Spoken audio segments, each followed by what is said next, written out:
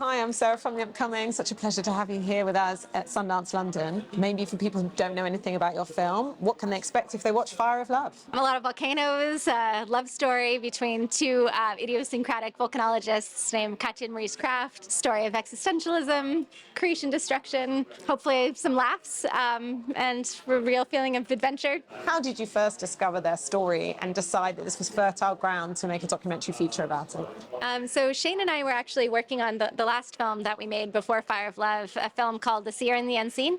That film was shot in Iceland and follows the story of a woman who is in communication with spirits of nature, which in Iceland are called elves. We think of that film as a magic realism, or a documentary that plays in magic realism, and we wanted to use imagery of volcanoes to actually tell the story of how Iceland was created, since it's a volcanic island. So we started doing research on volcano archives, and that's how we first learned about Katya and Maurice Kraft. The more we found out about them, the more we fell in love with them. Specifically, when we came across a sentence in a book that Maurice wrote where he said, "For me, Katya and volcanoes, it is a love story." And we thought, wow, here could be a documentary that's actually a love triangle. A story about these two humans who are at once in love with this volcanic force.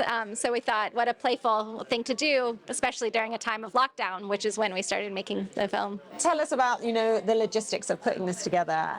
How do you even begin with a topic like this? And how did you decide, what were some of the highlights and the challenges of putting it together to see the final piece that's up on the screen today? Yeah, so Katya and Maurice Kraft left behind hundreds of hours of footage, still photographs, as well as, were the subjects of documentaries and radio broadcasts and television broadcasts from the late 60s through 1991 when they died.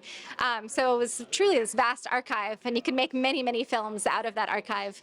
But again, for us, it was that prism of love that helped us to narrow the focus of the film. We really knew that we wanted it to be a love story. We also wanted it to play in tropes of myth because they are very much like this larger-than-life couple. And so also, I should say that kind of tropes of the French New Wave show up in their own work, from kind of the playful snap zooms of their own cinematography to the bombastic nature of their own writing, which reminded us of like the narration of Truffaut films, as well as these themes of existentialism that kind of show up in how they talk about the kind of precarity of their human lives against the enormity of kind of geologic time and just how powerful volcanoes are.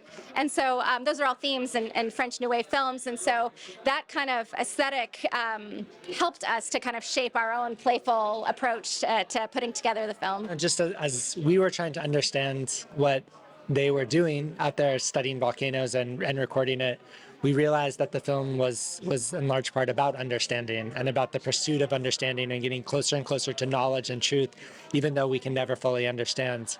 And that was a real guiding light for us in making the film. We, had fabulous collaborators we worked with. Shane is one of the producers and writers, our two editors, Aaron Casper and Jocelyn Chaput, and our other producer, Ina Fitchman. We think of the film as a collage film, all these many pieces coming together, and it's very much kind of similar with our process, and everyone kind of lending their own talents and energies to weave together this kind of unexpected story. So the collaboration was key, and also first and foremost also is the collaboration with Katya and Maurice, and their volcano in the sky, so to speak. But getting to work with their materials, they left behind so many clues for us to follow in terms of what was meaningful for them as filmmakers and as scientists. What do you ultimately hope people will take away from watching it? Because like you say, this is so multifaceted in the sense of, the different elements it brings together. The love story, also the aspect of, what they were looking to achieve with their projects. So what do you hope people take away? One thing for me is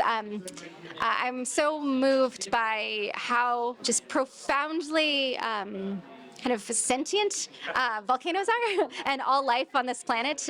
There's such an intelligence, there's such a power to that force. It is so mysterious and unknowable. And I hope that through Katya and Maurice's love for volcanoes and just like the true spectacle that they are, that's captured in their footage, that people will take away kind of this feeling that the Earth is alive.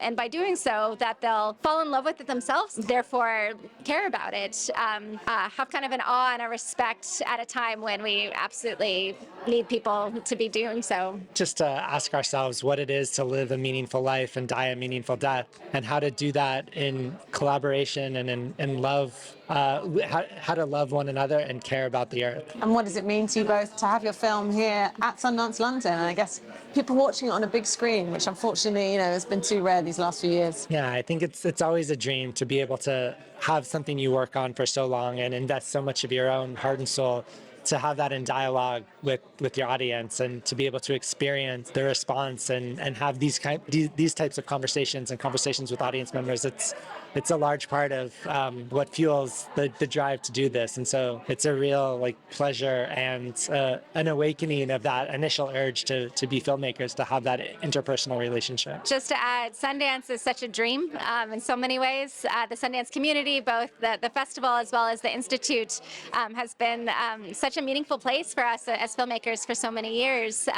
They foster such a sense of community, of celebration, of innovative storytelling. So to be able to bring our film here truly means a great deal.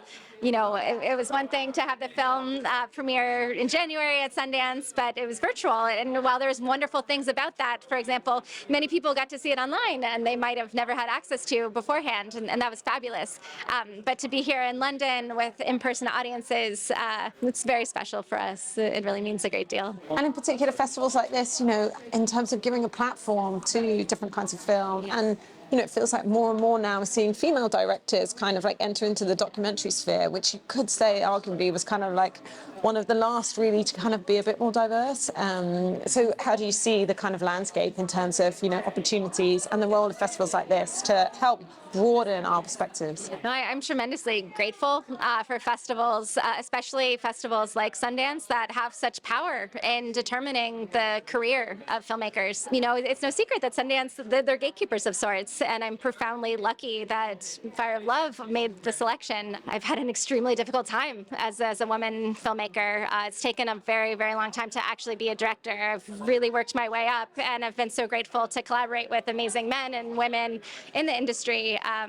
But to have a film that I directed be at Sundance, it's going to have an exponential effect on my career, and I have my dream job. I feel so lucky to be able to get to do this and to have the support of Sundance and other festivals that do, kind of interrogate who is behind the lens. It has a real impact. So I'm very grateful for that. And on that note, do you know what you're going to be doing next? Have you already got the next one in the pipeline? Some ideas. So we had just had a fun creative retreat, actually. We're kicking around some concepts. I think we'll do something that kind of investigates playfully the nature and construction of time. Perhaps something with birds, where we were trying to think of realms that can kind of play in a similar kind of emotional landscape as volcanoes. Something, whether it's like the celestial or just something that can conjure kind of a similar spirit that we got to experience in Fire of Love. Yeah, well, we don't know exactly what yet, but we got some. Yeah, we're having fun kind of playing around. Oh, fantastic! Well, thank you so much for sharing that with us, and enjoy presenting your film here and your future projects. It looks exciting as well. Thank you. Cheers. Lovely to chat to you.